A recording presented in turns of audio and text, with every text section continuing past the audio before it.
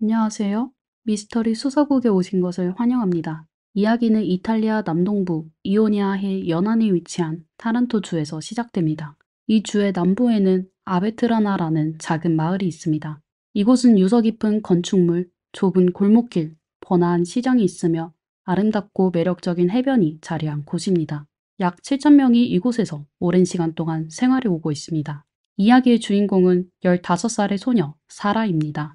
그녀는 활발하고 명랑한 성격을 가진 아이입니다. 사라는 4인 가족의 일원으로 아버지와 오빠는 밀라노에서 건설업에 종사하며 대부분의 시간을 그곳에서 보내고 가끔 집으로 돌아옵니다. 사라는 어머니 콘체타와 함께 아베트라나에서 생활하고 있으며 가끔 방학 때 오빠가 집에 와서 가족과 함께 즐거운 시간을 보내곤 합니다. 오빠가 말하는 대도시 밀라노의 화려함에 사라는 큰 기대를 품고 있으며 언젠가 그곳에서 살고 싶다는 꿈을 가지고 있습니다. 사라는 고등학교 2학년에 재학 중이며 새로운 것들에 관심이 많고 동물, 사교활동, 그리고 연예인 팬 활동을 좋아합니다. 그녀의 방 벽에는 사라가 좋아하는 가수 에이브릴 라빈의 포스터로 가득 차 있고 종종 그녀의 메이크업 스타일을 따라하기도 합니다. 여름방학이 오면 사라는 늘 바다로 가서 서핑을 즐기는 것을 좋아했습니다. 그러나 어느 날 갑작스럽게 닥친 비극이 이 모든 행복한 일상을 산산이 부셔버렸습니다. 지금부터 여러분께 이탈리아의 유명한 사건 아베트라나의 죄에 대해 이야기해 드리겠습니다. 2010년 8월 26일 목요일이었습니다. 8월은 여름철이라 아베트라나의 날씨는 무척 더웠고 사라는 바닷가에 가고 싶어 했습니다. 그녀는 사촌 사브리나에게 문자를 보내 오후에 함께 해변에 가자고 약속했습니다. 오후 2시 30분이 되자 사라는 혼자 집을 나섰습니다. 그날 그녀는 분홍색 티셔츠를 입고 쪼리를 신고 있었으며 검은색 천 가방을 메고 있었습니다. 그녀의 손에는 얼마 전 오빠에게서 받은 선물인 휴대전화가 들려 있었습니다. 사라의 집과 사촌의 집은 그리 멀지 않았고 두 집의 거리는 600m에 불과했습니다. 사라는 먼저 사촌의 집에 들러 함께 출발하려고 했습니다. 하지만 몇 분이면 충분한 그 거리는 사라에게 유난히 길게 느껴졌습니다. 오후 2시 40분, 사촌 언니 사브리나는 집에서 한참을 기다렸지만 사라의 모습이 보이지 않자 약간 이상하게 느꼈습니다. 평소 사라는 약속 시간에 항상 정확했으며 갑작스러운 일이 생기더라도 미리 알려주는 아이였기 때문입니다. 그런 생각이 들자 사브리나는 사촌동생 사라에게 언제 오는지 물어보는 문자를 보냈습니다. 2분이 더 지나 오후 2시 42분이 되었지만 여전히 답장이 없었고 사브리나는 사라에게 전화를 걸었습니다. 하지만 전화는 이미 꺼져 있었습니다. 이런 상황이 조금 이상하게 느껴졌지만 사브리나는 크게 놀라지는 않았습니다. 사라가 15살로 사춘기 반항기에 있었기 때문입니다. 사라는 종종 집에서 어머니와 다툼을 벌였고 심할 경우 집을 나가겠다고 위협하곤 했습니다. 어머니 콘체타는 이런 상황에서 속수무책이었고 그저 딸에게 맞춰줄 수밖에 없었습니다. 사브리나는 아마도 사라가 또 어머니와 싸워서 기분이 좋지 않아 약속을 지키지 못하는 것이라고 생각했습니다. 시간이 저녁으로 접어들면서 하늘이 점점 어두워졌습니다. 사라가 저녁 식사하러 집에 돌아오기를 기다리던 어머니 콘체타는 딸의 모습이 보이지 않자 전화를 걸었지만 이미 전원은 꺼져 있었습니다. 콘체타는 사라의 휴대폰 배터리가 다 되었을 거라고 생각하고 사라의 사촌 사브리나에게 연락해 사라의 행방을 물었습니다. 그러자 사브리나는 그날 오후부터 사라의 휴대폰이 꺼져 있었다고 말했습니다. 이에 콘체타는 불안해지기 시작했고 주변 사람들에게 물어봤지만 아무도 딸의 행방을 알지 못했습니다. 상황이 심각하다고 느낀 콘체타는 즉시 경찰에 신고 전화를 걸었습니다. 또한 이탈리아의 유명한 실종자 찾기 프로그램 제작진에게도 도움을 요청했습니다. 이후 가족과 친구들이 밤새도록 사라를 찾기 위해 나섰습니다. 그들은 아베트라나의 거의 모든 거리를 헤매었지만 아무런 소득도 없었습니다. 경찰은 신고를 받은 후 즉시 수색에 나섰습니다. 실종자인 사라는 15살 미성년자로 이미 오랫동안 연락이 두절된 상태였기 때문에 상황이 심각하다고 판단되었습니다. 경찰은 먼저 납치 가능성을 배제하였습니다. 사라의 가족은 경제적으로 넉넉하지 않았고 그녀의 어머니와 함께 살고 있으며 아버지와 오빠는 밀라노에서 장기간 일하고 있다는 사실이 확인되었습니다. 이후 경찰은 사라의 가족과 친구들을 대상으로 조사를 벌여 사라가 실종된 날의 행적을 대략적으로 복원했습니다. 어머니 콘체타의 진술에 따르면 그날 오전 9시에 사라는 사촌 언니에게 줄 생크림을 사러 집을 나섰고 이후 집으로 돌아왔습니다. 정오 12시에는 또 한 번 외출해 식료품점에서 물건을 사오라고 부탁받았으며 오후 1시에 다시 집으로 돌아왔습니다. 오후 1시 55분에 사라는 사브리나로부터 집으로 오라는 문자를 받았다고 말했습니다. 오후 2시에 사라는 집을 떠났고 그 후 실종되었습니다. 하지만 사라의 사촌 언니 사브리나의 말에 따르면 사라는 그날 오후 2시 30분에 집을 떠났다고 합니다. 사라가 정확히 집을 떠난 시간에 대해서는 어머니는 오후 2시라고 말한 반면 사촌 언니는 오후 2시 30분이라고 말해 약간의 차이가 있었습니다. 경찰은 사라와 사브리나 간의 통신 기록을 조사한 결과 그날 오후 2시 23분에 사브리나가 친구에게서 수영복을 입을 테니 조금만 기다려 곧 갈게라는 문자를 받았습니다. 오후 2시 25분에 사브리나는 사라에게 빨리 수영복 입고 와 라고 문자를 보냈고 3분 뒤인 오후 2시 28분에 다시 사라에게 출발했어? 라고 물었습니다. 당시 사라의 휴대폰은 요금 미납으로 문자를 보낼 수 없는 상태였기 때문에 사라는 사전 약속에 따라 사촌 언니에게 전화를 걸어 벨이 울리자마자 끊는 신호로 이미 출발했음을 알렸습니다. 사브리나의 진술에 따르면 사라는 그녀의 집으로 가는 도중에 실종된 것으로 보였습니다. 이에 경찰은 사라가 집에서 사브리나의 집으로 가던 길을 따라 수색을 시작했습니다. 경찰은 주변 이웃들과 행인들에게 사라의 행방을 물어보는 한편 외진 길이나 골목, 황무지 등을 샅샅이 뒤졌습니다. 동시에 경찰과 사라의 가족은 그녀가 실종된 지역 근처에 실종 전단을 배포하며 수색을 이어갔습니다. 그 후 몇몇 목격자들이 경찰에 실마리를 제공했습니다. A씨는 경찰에게 오후 2시 30분경 사라가 집을 떠나 집 앞 골목을 나서는 것을 보았다고 진술했습니다. 그 뒤에는 사라를 따라오는 떠돌이 개 한 마리가 있었는데 그 개는 독일 셰퍼드와 비슷한 혼종견으로 이름은 사르타였습니다. 사라는 매일 그 개에게 먹이를 주었기 때문에 사라가 어디로 가든 사르타가 항상 따라다녔습니다. B씨는 경찰에게 그날 오후 2시 33분경 아내와 함께 차를 타고 그곳을 지나던 중 코너에서 한 소녀가 혼자 도로를 걷고 있는 것을 보았다고 말했습니다. 소녀의 금발머리는 매우 인상적이었습니다. 비록 B씨가 당시 잠깐 스쳐 지나가며 봤지만 그 소녀가 실종된 사라라는 것을 확신할 수 있었습니다. 이 목격자들의 진술에 나온 시간대는 사브리나의 설명과 일치했습니다. 즉 사라의 실종 시간은 오후 2시 33분에서 2시 42분 사이에 발생한 것으로 보였습니다. 이 사건이 발생한 후 많은 사람들의 관심이 집중되었고 사람들은 사라의 일상생활과 온라인에서의 소셜 활동을 연구하기 시작했습니다. 이 15살 소녀가 실종된 이유를 찾기 위해서였습니다. 일부 언론은 사라의 실종 원인을 그녀 자신에게 돌리며 그녀가 아버지를 찾으러 밀라노로 떠났을 것이라고 추측했습니다. 하지만 이러한 추측은 곧 사라의 아버지가 부인하면서 무너졌습니다. 그는 딸이 실종되었다는 소식을 듣자마자 즉시 밀라노에서 아베트라나로 돌아와 가족들과 함께 그녀를 찾고 있다고 밝혔습니다. 또한 사라가 인터넷에서 알게 된 중년 남성과 함께 있으며 그 관계에 문제가 있어 함께 도망쳤을 가능성이 있다는 소문도 있었습니다. 게다가 사라가 대도시에서 살기를 열망하고 현재의 작은 마을 생활에 염증을 느껴 도망가고 싶어 했다는 소문도 돌았습니다.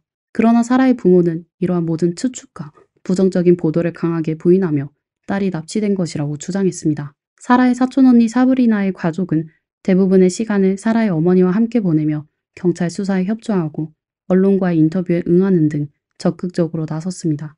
경찰은 페이스북에서 사라와 대화를 나눈 적이 있는 한 중년 남성을 조사했습니다.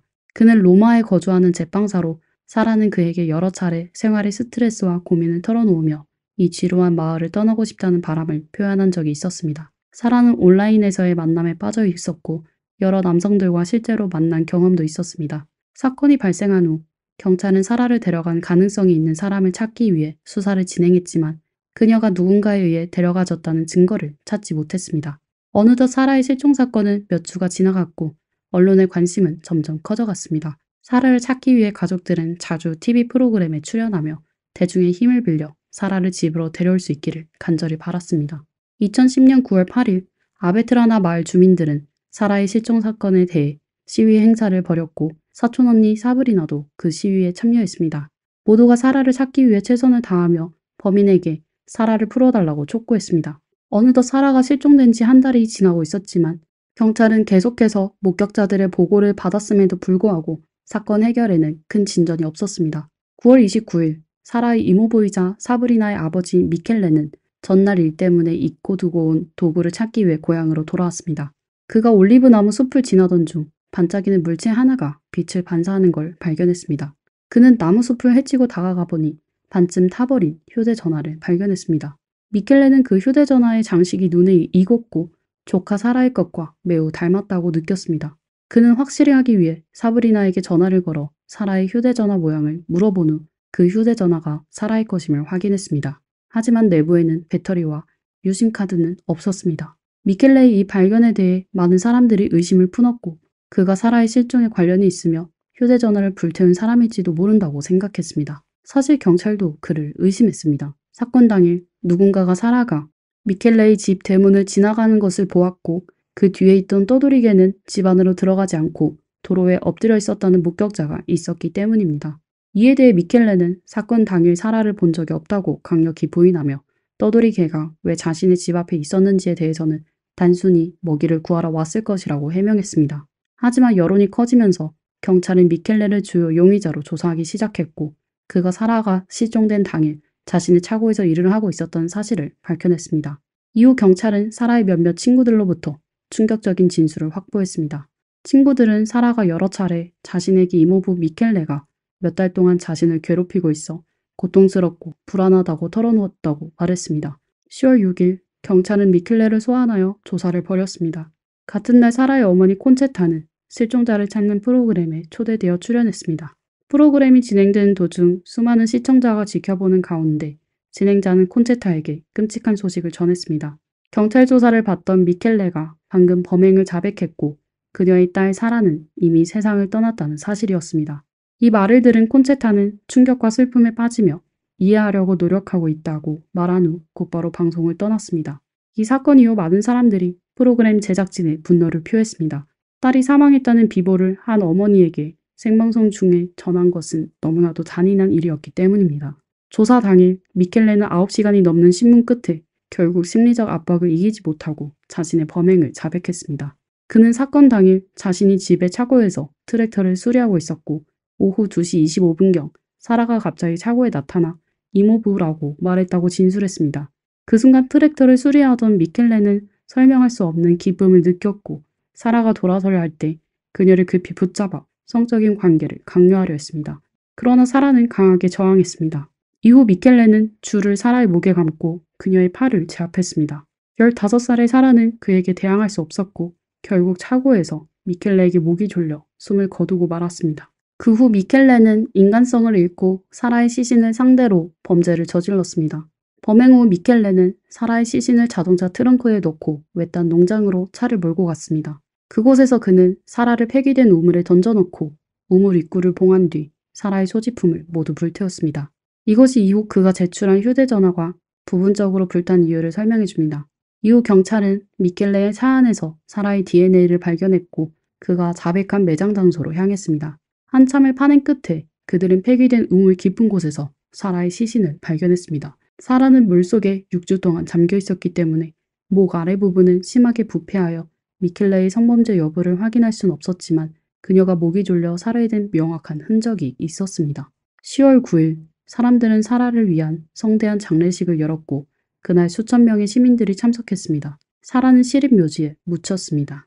사람들은 사라의 이모부 미켈레의 끔찍한 범행에 분노했고 언론 앞에서 보여진 그의 초라한 외모 때문에 그를 아베트라나의 악마라고 불렀습니다. 미켈레는 다른 죄수들로부터의 공격을 막기 위해 독방에 수감되었고 재판을 기다리고 있습니다.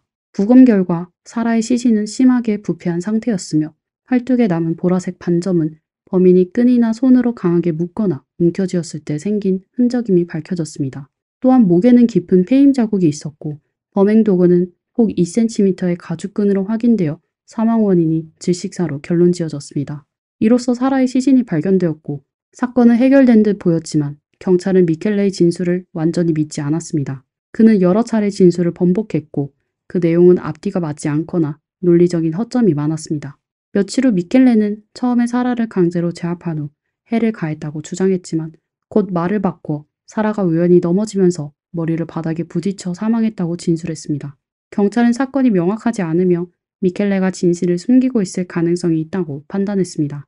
심지어 경찰은 범인이 따로 있을 가능성에 대해 대담한 추측까지 하게 되었습니다. 사라가 사망한 시간과 사브리나의 증언을 고려할 때 오후 2시 50분경 미켈레는 사라의 시신을 차에 싣고 8km를 이동했을 것으로 추정됩니다. 그는 사라의 시신을 숨기기 위해 이동했으며 그 길은 1km의 도심 구간에 세 구간의 시골 도로, 그리고 마지막 1km는 포장이 안 된 흙길로 도랑과 가파른 경사가 많은 험한 길이었습니다.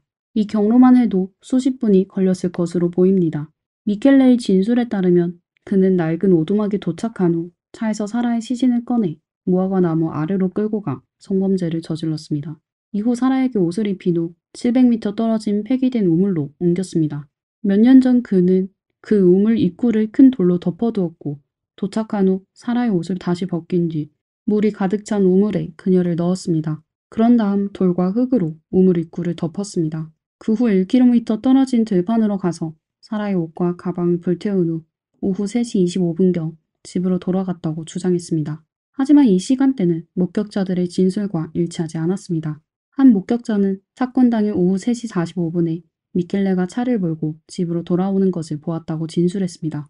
미켈레의 자백에 따르면 그는 단 45분 만에 모든 일을 처리했지만 경찰은 그 혼자만으로는 불가능하다고 보고 있으며 공범이 있을 가능성을 배제하지 않고 있습니다. 경찰은 미켈레와 함께 범행을 저질렀을 가능성이 있는 사람을 계속해서 조사했습니다. 사건 발생 한 달 반 후 교도관이 순찰 중 우연히 미켈레의 혼잣말을 듣게 되었습니다. 그는 딸 사브리나가 전화를 걸어 도움을 요청했고 사라가 이미 그의 집 차고에 들어갔다고 말했습니다. 이후 미켈레가 사라에게 해를 가했다는 내용이었습니다. 경찰은 사라의 사촌 언니인 사브리나가 범행에 연루되었을 가능성을 의심하기 시작했습니다. 조사 과정에서 사브리나의 일부 행동은 매우 수상했습니다. 예를 들어 사라가 실종된 후 사브리나는 사라의 집에 와서 사라의 어머니에게 사라의 일기장을 달라고 요청한 적이 있습니다. 이를 경찰의 요청이라고 거짓말을 하기도 했습니다. 또한 사브리나의 몇몇 친구들은 그녀가 사건 이후 이상한 행동을 보였다고 경찰에 진술했습니다. 예를 들어 갑자기 울음을 터뜨리다가 이내 크게 웃는 등 감정 기복이 심했다고 합니다. 당시 친구들은 사브리나가 사촌동생의 실종을 받아들이지 못해 감정적으로 불안정해진 것이라고 생각했습니다. 사브리나는 친구들에게 사촌동생이 분명 누군가에게 납치되었다고 계속 말했습니다. 사브리나의 아버지 미켈레가 체포된 후 사브리나는 이 사건의 중심 인물이 된 것처럼 보였습니다.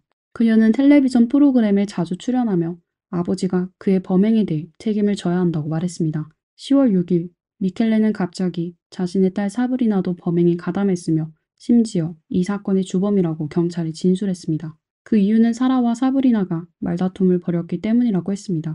그는 사건 당일 사브리나가 먼저 사라를 차고로 유인한 뒤 자신에게 사라의 팔을 제압해달라고 요청했다고 했습니다.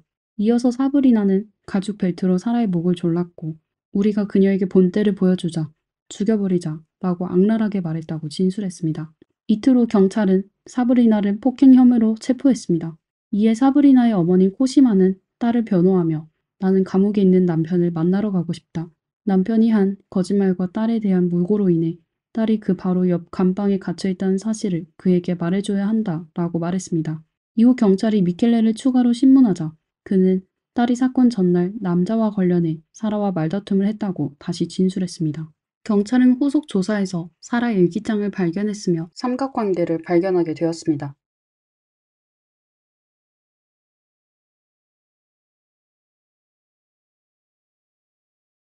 일기에서 언급된 남자 이바노는 당시 27살이었고 사건이 일어나기 2달 전 사라는 일기에 이렇게 적었습니다.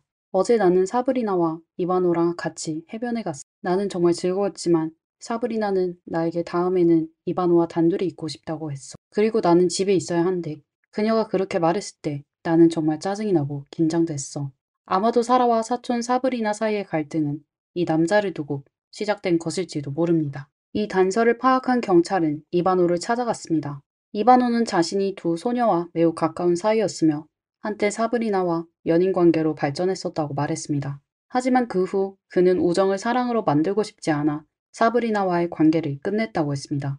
그는 15살의 사라가 자신을 좋아했을 거라는 생각은 전혀 하지 못했으며 사건 당일에도 사라를 만나지 않았다고 주장했습니다.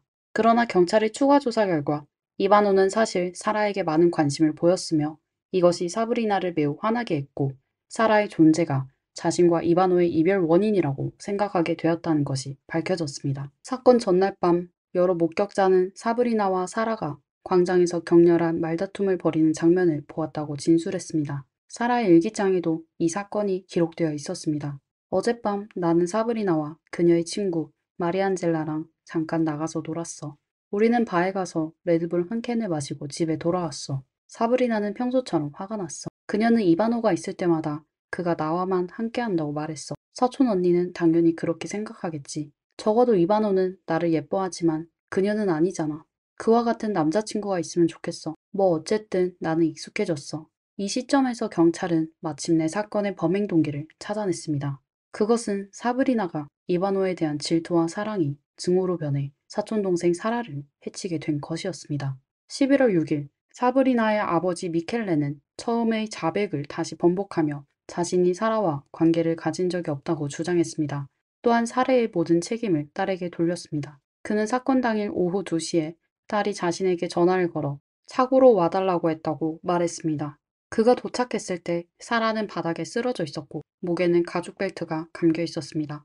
딸과 아내는 그 옆에서 어쩔 줄 몰라 하고 있었습니다. 딸은 사라가 차고에서 놀다가 실수로 넘어졌다고 말했지만 미켈레는 사라의 죽음이 단순한 사고가 아니라는 것을 알고 있었습니다. 그럼에도 불구하고 가족을 보호하기 위해 시신을 숨기는데 협력하기로 결심했다고 진술했습니다. 사건 발생 9개월 후 경찰은 한 꽃집 주인으로부터 새로운 단서를 얻었습니다. 그는 사건 당일 오후 2시에서 2시 20분 사이에 2명의 여성이 사라를 강제로 차에 태우려고 하는 장면을 목격했다고 말했습니다. 이후 또 다른 목격자인 C씨가 나타났고 그는 사건 당일 오후 1시 50분경 미켈레의 집 앞에 차 3대가 주차되어 있었고 차고 문이 열려 있었다고 진술했습니다. 몇 분 후 사라는 마치 방금 싸운 것처럼 울면서 차고에서 뛰어나왔습니다. 그 뒤를 사브리나와 그녀의 어머니 코시마가 따라 나와 차를 타고 사라를 쫓았습니다. 꽃집 주인과 C씨의 진술을 바탕으로 경찰은 사브리나와 그녀의 어머니 코시마가 차로 사라를 가로막고 강제로 차에 태운 것으로 추정했습니다.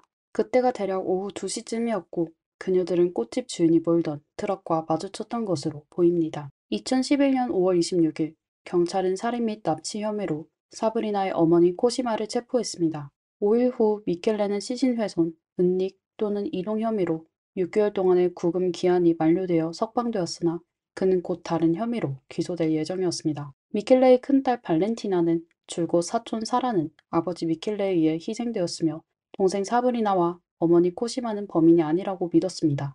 그녀는 사건 당일 오후에 사라가 집 차고로 놀러갔고 그때 어머니는 낮잠을 자고 있었으며 동생 사브리나는 집에 없었기 때문에 아버지가 혼자 사라를 강제로 제압하고 이성을 잃은 상태에서 해를 입혔다고 추측했습니다. 발렌티나는 동생 사브리나가 자신에게 공공장소에서 사라가 이바노에게 너무 애정을 표현하면 화가 난다고 말했지만 그것은 단지 사라를 보호하기 위한 것이었고 질투 때문이 아니었다고 설명했습니다. 사람들은 때로 악의적이며 어떤 태도는 오해를 살 수 있다는 것이었습니다. 발렌티나는 동생이 자신에게 보냈던 문자 메시지를 떠올리며 이렇게 적혀 있었다고 했습니다. 아버지가 사라에게 해를 가했다고 말했어. 아버지가 미쳤든지 아니면 무언가 다른 의도를 가지고 있든지 둘 중 하나일 거야. 이 사건에서 경찰은 10월 6일, 즉 미켈레가 경찰 신문을 받고 범행을 자백한 그날의 휴대전화 통화 기록을 확보했습니다. 저녁 10시에 사브리나는 남자친구 이바노에게 자신과 아버지가 사라의 휴대전화에 지문을 남긴 것에 대해 걱정된다고 말하며 사건 당일 사라의 휴대전화를 만졌다고 인정했습니다. 이로써 경찰은 처음 조사에서 사브리나가 말한 사라의 당일의 행적이 전부 거짓임을 알게 되었습니다. 사브리나는 사라의 휴대전화를 사용해 자신에게 문자를 보낸 것이었습니다. 사라의 어머니 콘체타가 제공한 증언이 사실이었으며 사라는 사건 당일 오후 2시에 집을 떠났고 2시 30분에 사망했습니다. 조사에 따르면 사건 발생 30분 전 이바노는 사브리나와 사라와 함께 있었으며 두 자매 사이의 격렬한 말다툼을 목격했습니다. 만약 이바노가 처음부터 진실을 말했다면 수사가 이렇게 지연되지 않았을 것입니다. 사브리나, 코시마, 미켈레 세 사람이 체포된 후 미켈레의 형제 카르미네가 경찰에 자수하며 자신이 사라의 시신 은닉에 가담했다고 진술했습니다. 이 사건 조사는 7월 1일에 종료되었고 총 15명이 기소되었습니다. 이들의 혐의는 계획적 폭행, 공모폭행, 시신 은닉, 납치, 절도, 허위 진술 등입니다. 사건 발생 1년 반 후인 2012년 1월 이 사건은 타란토 항소법원에서 재판이 시작되었습니다. 사브리나와 그녀의 어머니 코시마는 살인 혐의로 아버지 미켈레는 시신 은닉 혐의로 기소되었습니다. 15개월의 재판 끝에 법원은 사브리나와 코시마에게 살인죄로 유죄를 선고하였고 종신형을 내렸습니다. 아버지 미켈레는 시신 은닉죄로 8년형을, 미켈레의 형제는 시신은닉죄로 6년형을 선고받았습니다. 이반호는 위증죄로 5년형을 선고받았으며 두 명의 변호사는 허위 진술죄로 6년형을, 전 변호사는 교사죄로 2년형을 선고받았습니다. 2015년 7월 타란토 항소법원은 3명의 주범에 대한 원심을 유지했습니다. 사브리나의 전 변호사는 1년 4개월형으로 감형되었고 미켈레의 형제 카르미네는 4년 11개월형으로 감형되었습니다. 이 사건에서는 여러 명의 허위 증언을 했는데 그 중에는 초기에 진술했던 몇몇 목격자들과 사브리나의 친구들이 포함되었습니다. 이들은 사브리나와 그녀의 지시에 따라 허위 진술을 한 것으로 밝혀졌습니다. 사브리나는 전 남자친구가 사촌 사라를 좋아하게 되면서 사라에 대한 증오를 품게 되었고 사브리나의 어머니 역시 자신의 딸보다 사촌이 더 주목받는 것을 못마땅하게 여겨 딸과 함께 이 잔혹한 범행을 저질렀습니다. 사브리나의 아버지 미켈레는 처음에는 가족을 보호하기 위해 혼자 죄를 뒤집어 쓰려 했지만 결국 실패하고 말았습니다. 그에 대한 일부 부정적인 평가도 허위 진술에 불과했습니다. 이로써 이 사건은 일단락되었고 사브리나와 어머니 코시마는 같은 감방에서 생활하고 있으며 아버지 미켈레는 2024년 2월에 가석방으로 출소했습니다. 사건 당일 실제로 누가 직접 범행을 저질렀는지는 아마 그들만이 알고 있을 것입니다. 이번 영상은 여기까지입니다. 여러분은 이 사건에 대해 어떻게 생각하시나요? 댓글로 의견을 남겨주세요. 다음 시간에 다시 뵙겠습니다.